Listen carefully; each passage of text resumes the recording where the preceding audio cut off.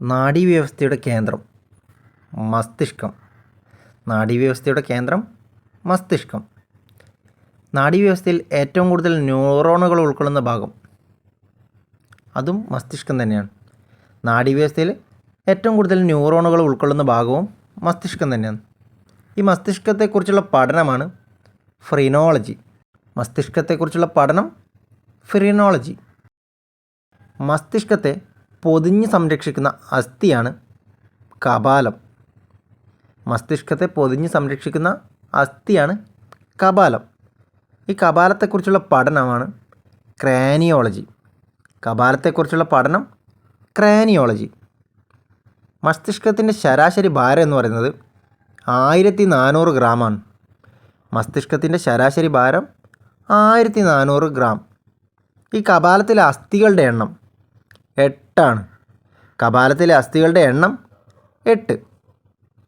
അതുപോലെ തന്നെ മസ്തിഷ്കത്തെ പൊതിഞ്ഞ് സംരക്ഷിക്കുന്ന 3 സ്തരപാളികളുള്ള ആവരണമുണ്ട്.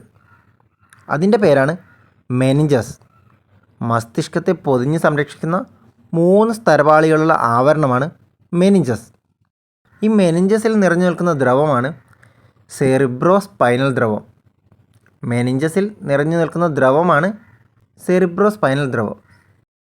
ഈ സെറിബ്രോസ്പൈനൽ ദ്രവത്തിൻ്റെ ധർമ്മം എന്തെന്ന് വെച്ച് കഴിഞ്ഞാൽ മസ്തിഷ്കത്തിലെ കലകൾക്ക് പോഷകഘടകങ്ങൾ, ഓക്സിജൻ എന്നിവ നൽകുകയും മസ്തിഷ്കത്തിനുള്ളിലെ മർദ്ദം ക്രമീകരിക്കുകയും മസ്തിഷ്കത്തെ ക്ഷതങ്ങളിൽ നിന്നും സംരക്ഷിക്കുകയും ചെയ്യുക എന്നതാണ് സെറിബ്രോസ്പൈനൽ ദ്രവത്തിൻ്റെ ധർമ്മം.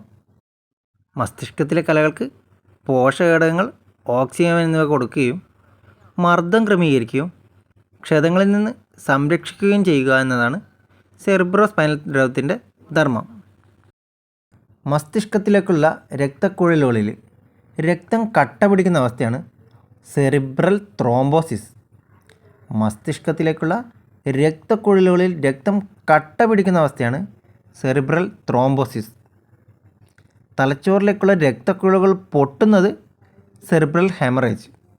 രക്തം കട്ട പിടിക്കുന്നത് ത്രോംബോസിസും രക്തക്കുഴലുകൾ പൊട്ടുന്നത് ഹെമറേജും. മെനിഞ്ചസിനുണ്ടാകുന്ന അണുബാധയാണ് മെനിഞ്ചൈറ്റിസ്. മെനിഞ്ചസിനുണ്ടാകുന്ന അണുബാധയാണ് മെനിഞ്ചൈറ്റിസ്. ഇനി പക്ഷാഘാതത്തിനുള്ള പ്രധാനപ്പെട്ട 2 കാരണങ്ങൾ സെറിബ്രൽ ത്രോംബോസിസും സെറിബ്രൽ ഹെമറേജുമാണ്. പക്ഷാഘാതത്തിനുള്ള പ്രധാനപ്പെട്ട 2 കാരണങ്ങൾ സെറിബ്രൽ ത്രോംബോസിസും സെറിബ്രൽ ഹെമറേജുമാണ്. ഇനി മസ്തിഷ്കത്തിലെ പ്രധാനപ്പെട്ട ഭാഗങ്ങളാണ് സെറിബ്രം, സെറിബെല്ലം, മെഡുല്ല ഒബ്ലങ്കറ്റ, ഹൈപ്പോതലാമസ്. അപ്പോൾ ഇതിലെ ആദ്യത്തെ സെറിബ്രം നമുക്ക് നോക്കാം. മസ്തിഷ്കത്തിലെ ഏറ്റവും വലിയ ഭാഗമാണ് സെറിബ്രം. മസ്തിഷ്കത്തിലെ ഏറ്റവും വലിയ ഭാഗം എന്ന് പറയുന്നത് സെറിബ്രമാണ്. ഐച്ഛിക പ്രവർത്തനങ്ങളെ നിയന്ത്രിക്കുന്ന തലച്ചോറിലെ ഭാഗമാണ് സെറിബ്രം. ഐച്ഛിക പ്രവർത്തനങ്ങളെ നിയന്ത്രിക്കുന്ന തലച്ചോറിലെ ഭാഗമാണ് സെറിബ്രം. ഭാവന, ചിന്ത, സ്വബോധം, ഓർമ്മ, ബുദ്ധി ഇവയൊക്കെ ബന്ധപ്പെട്ട് കിടക്കുന്ന ഭാഗമാണ് സെറിബ്രം. ഭാവന, ചിന്ത, സ്വബോധം, ഓർമ്മ, ബുദ്ധി ഇവയുമായൊക്കെ ബന്ധപ്പെട്ട് കിടക്കുന്ന തലച്ചോറിലെ ഭാഗമാണ് സെറിബ്രം. ഇന്ദ്രിയാനുഭവങ്ങൾ ഉളവാക്കുന്ന തലച്ചോറിലെ ഭാഗമാണ് സെറിബ്രം. ഇന്ദ്രിയാനുഭവങ്ങൾ ഉളവാക്കുന്ന തലച്ചോറിലെ ഭാഗമാണ് സെറിബ്രം. നമ്മൾ മനുഷ്യരെ മറ്റു മൃഗങ്ങളിൽ നിന്ന് വ്യത്യസ്തനാക്കുന്ന തലച്ചോറിലെ ഭാഗമാണ് സെറിബ്രം. അതുപോലെ തന്നെ ധാരാളം മടക്കുകളും ചുളിവുകളും കാണപ്പെടുന്ന ഒരു മസ്തിഷ്ക ഭാഗമാണ് സെറിബ്രം. ഇനി നമ്മൾ മനസ്സിലാക്കേണ്ട ഒരു കാര്യം, സെറിബ്രത്തിൻ്റെ വലത് അർദ്ധഗോളം ശരീരത്തിൻ്റെ ഇടതുഭാഗത്തെയും ഇടത് അർദ്ധഗോളം ശരീരത്തിൻ്റെ വലതുഭാഗത്തെയാണ് നിയന്ത്രിക്കുന്നത്. ഇടത് അർദ്ധഗോളം വലതുഭാഗത്തെയും വലത് അർദ്ധഗോളം ഇടതുഭാഗത്തെയും നിയന്ത്രിക്കും. ഈ സെറിബ്രത്തിൻ്റെ 2 അർദ്ധഭാഗങ്ങളെയും തമ്മിൽ ബന്ധിപ്പിക്കുന്ന നാഡീതന്തുക്കളാണ് കോർപ്പസ് കലോസം. സെറിബ്രത്തിൻ്റെ 2 അർദ്ധഗോളങ്ങളെയും തമ്മിൽ ബന്ധിപ്പിക്കുന്ന നാഡീതന്തുക്കളാണ് കോർപ്പസ് കലോസം. സംസാരശേഷിയുമായി ബന്ധപ്പെട്ട സെറിബ്രത്തിലെ ഭാഗമാണ് ബ്രോകാസ് ഏരിയ. സംസാരശേഷിയുമായി ബന്ധപ്പെട്ട സെറിബ്രത്തിലെ ഭാഗമാണ് ബ്രോകാസ് ഏരിയ. അതുപോലെ തന്നെ പരിചയമുള്ള വസ്തുക്കളുടെ പേര് കേൾക്കുമ്പോൾ നമുക്കതിൻ്റെ ചിത്രം മനസ്സിൽ തെളിഞ്ഞു വരും. ഉദാഹരണത്തിന് നമ്മളൊരു താജ്മഹൽ എന്ന് പറയുമ്പോൾ നമ്മുടെ മനസ്സിൽ താജ്മഹലിൻ്റെ ചിത്രം ഇങ്ങനെ തെളിഞ്ഞു വരും. അപ്പോൾ അങ്ങനൊരു ചിത്രം നമ്മളെ മനസ്സിൽ തെളിയിക്കുന്ന സെറിബ്രത്തിലെ ഭാഗമാണ് വെർണിക്സ് ഏരിയ.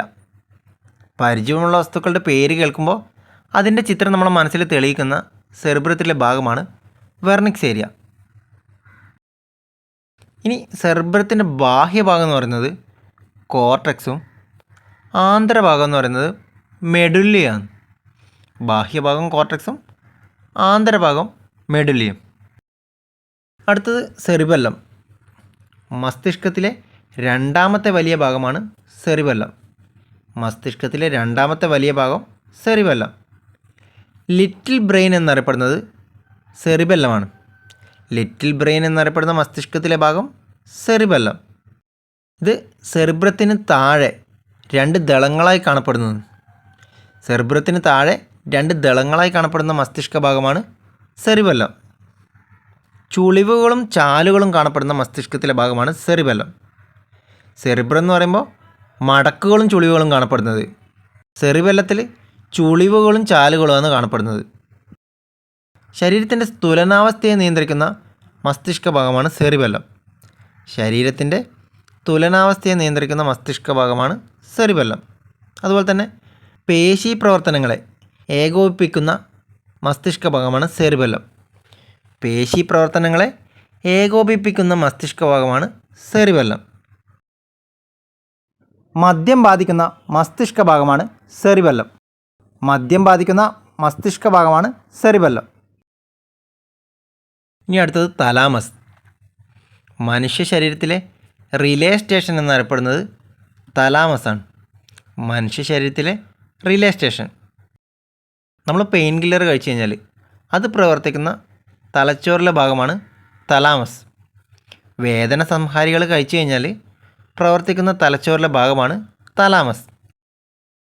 സെറിബ്രത്തിൽ നിന്നും സെറിബ്രത്തിലേക്കുമുള്ള ആവേഗങ്ങളുടെ പുനഃപ്രസരണ കേന്ദ്രമാണ് തലാമസ്. സെറിബ്രത്തിൽ നിന്നും സെറിബ്രത്തിലേക്കുമുള്ള ആവേഗങ്ങളുടെ പുനഃപ്രസരണ കേന്ദ്രമാണ് തലാമസ്. നമ്മൾ ഉറങ്ങുന്ന സമയത്ത് സെറിബ്രത്തിലേക്കുള്ള ആവേഗങ്ങളെ തടയുന്ന ഭാഗമാണ് തലാമസ്. നിദ്രാവേളകളിൽ സെറിബ്രത്തിലേക്കുള്ള ആവേഗങ്ങളെ തടയുന്ന ഭാഗമാണ് തലാമസ്. ഇനി അടുത്തത് മെഡുല്ല ഒബ്ലാങ്കേറ്റ. മനുഷ്യ ശരീരത്തിലെ അനൈച്ഛിക പ്രവർത്തനങ്ങളെ നിയന്ത്രിക്കുന്ന മസ്തിഷ്ക ഭാഗമാണ് മെഡുല്ല ഒബ്ലാങ്കേറ്റ. മനുഷ്യ ശരീരത്തിലെ അനൈച്ഛിക പ്രവർത്തനങ്ങളെ നിയന്ത്രിക്കുന്ന മസ്തിഷ്ക ഭാഗം. ഹൃദയസ്പന്ദനം, ശ്വാസോച്ഛ്വാസം, ഛർദി, ചുമ, തുമ്മൽ ഇവയൊക്കെ നിയന്ത്രിക്കുന്നത് മെഡുല്ല ഒബ്ലാങ്കേറ്റയാണ്.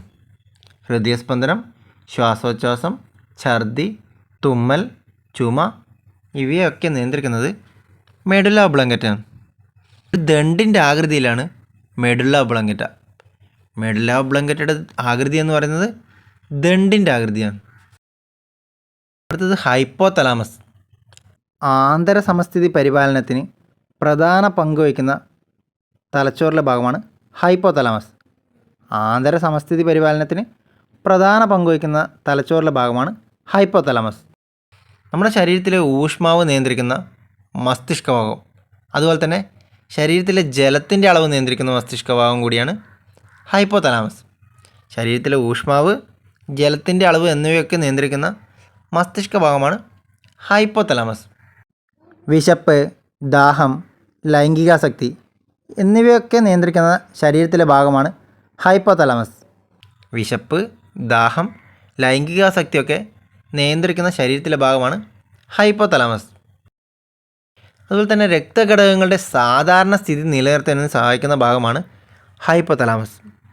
രക്തഘടകങ്ങളുടെ സാധാരണ സ്ഥിതി നിലനിർത്തുന്നതിന് സഹായിക്കുന്ന ഭാഗമാണ് ഹൈപ്പോതലാമസ്.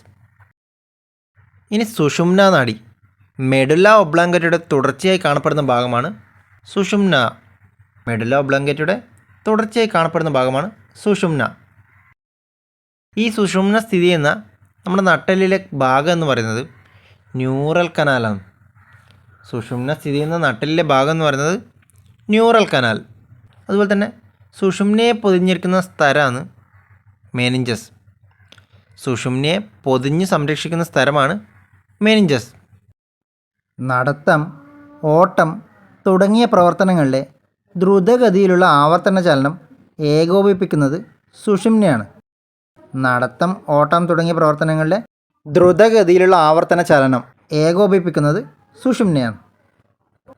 സുഷുമ്നയായി ബന്ധപ്പെട്ടിരിക്കുന്ന സംവേദ ആവേഗങ്ങൾ സുഷുമ്നയിൽ പ്രവേശിക്കുന്നത് ഡോർസൽ റൂട്ടിലൂടെയാണ്. സുഷുമ്നയായി ബന്ധപ്പെട്ടിരിക്കുന്ന സംവേദ ആവേഗങ്ങൾ സുഷുമ്നയിൽ പ്രവേശിക്കുന്നത് ഡോർസൽ റൂട്ടിലൂടെ. അതുപോലെ തന്നെ പ്രേരക ആവേഗങ്ങൾ സുഷുമ്നയിൽ നിന്ന് പുറത്തേക്ക് പോകുന്നത് വെൻട്രൽ റൂട്ടിലൂടെ. പ്രേരക ആവേഗങ്ങൾ സുഷുമ്നയിൽ നിന്ന് പുറത്തേക്ക് പോകുന്നത് വെൻട്രൽ റൂട്ടിലൂടെ. അപ്പോൾ ഇത് ജസ്റ്റ് ഒന്ന് ഓർത്ത് വെക്കുക. സുഷുമ്നയിൽ പ്രവേശിക്കുന്നത് എന്ന് പറയുന്നത് ഡോർസൽ റൂട്ട് എന്നാണ് പറഞ്ഞത്.